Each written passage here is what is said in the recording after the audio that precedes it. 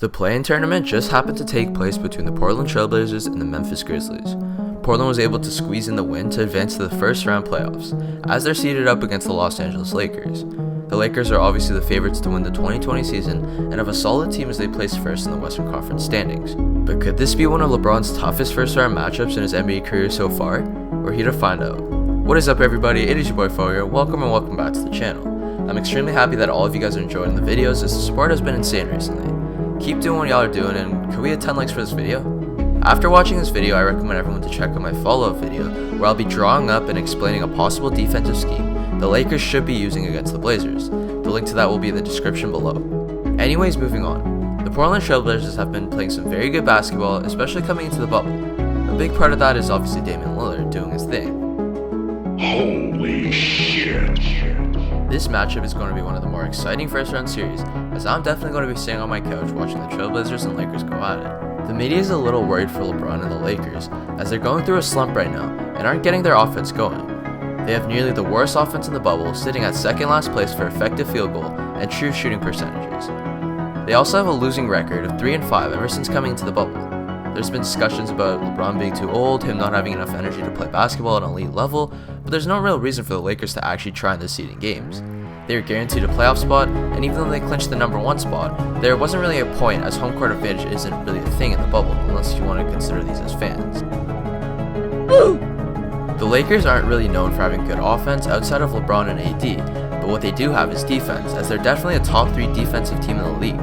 But that was till Avery Bradley decided not to play in the bubble. I totally understand his choice, as he has a 6-year-old son who has problems in his respiratory system, but I also don't understand why he would opt out. I mean, the bubble is a very safe environment, as all the members are getting tested very often, and he's also on a championship roster, who are the favorites to win the league.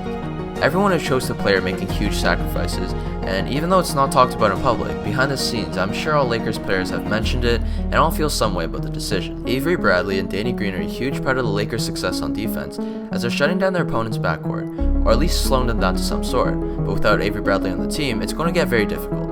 I'm sure we all know where I'm headed to, back to Portland. In my opinion, behind James Harden and Westbrook, they have the best backcourt in the league. And who exactly is going to be getting matched up against Dame? I guess you could put LeBron on Dame, but speed is going to be a big problem with that. This might mean Kentavious Caldwell-Pope is going to be put up against Dame.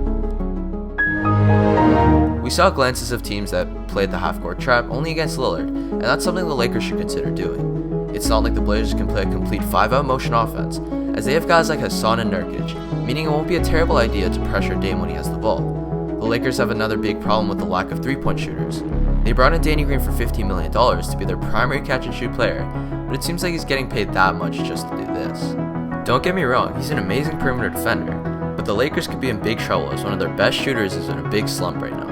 AD and LeBron will really have to take a bigger step up for their offense to beat the Blazers and make it far into the playoffs. They have guys like Dion Waiters and J.R. Smith who can be great shooters, but they can't be relying on players who have nearly taken a whole season off since they played an NBA game. Taking a look at Portland, they're a team who relies a lot of their game on shooting threes, meaning you can't let them catch fire early on in the game. The Lakers need to prevent the Blazers from shooting their shots from behind the arc, and need to force them to take more interior shots. Obviously, that's where they meet the more enhanced defensive players like JaVale, Dwight, and AD. Now the opposite goes for the Blazers. They need to let the Lakers shoot the ball instead of play the inside game. Like mentioned, Lakers are having struggles with shooting the 3-pointer, and if they can't get the perimeter shots to drop, Portland's defense needs to continue to let them shoot. Moving on to the lineups, Portland will most likely come out with the following one of 2 starting lineups against the Lakers.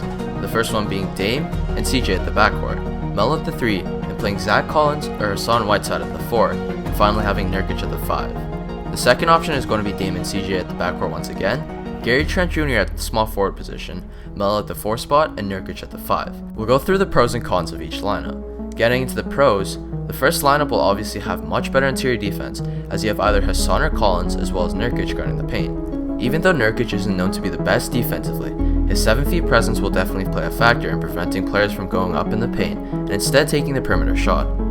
Hassan and Collins are both very good defensive players and are up there when it comes to being rim protectors. On top of that, the 1 through 3 are all players who can create their own shot, and they can light it up from the 3-point line, which will be crucial for the Blazers in this series.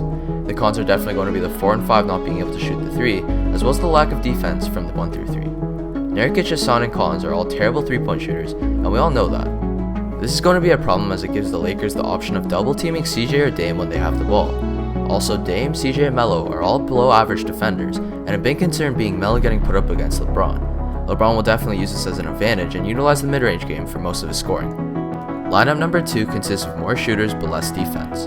The only pro here is having amazing shooters from the 1 through 4. If Dame and CJ are getting doubled, they have the extra option to pass out to for the 3 being Melo or Trent Jr.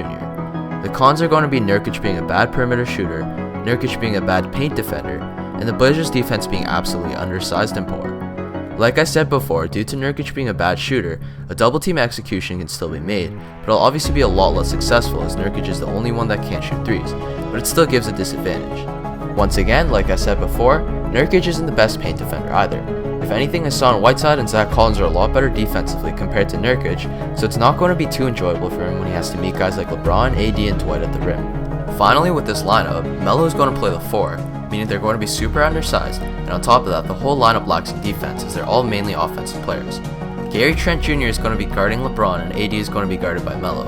Just by saying this, I can already see the disaster happening. Anyways, lineup number 1 is going to be way more effective compared to lineup number 2, as they'll be able to get a lot more stops, which will lead to more transitions. Speaking of transitions, this is going to be huge for the Blazers, as the Lakers defense won't have time to set up, meaning the double teams may not come Dame's way.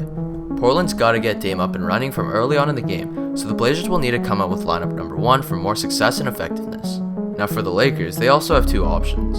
Lineup number 1 being LeBron at point guard, Danny Green at shooting guard, Kuzma at small forward, while having AD and Dwight at the 4 and 5.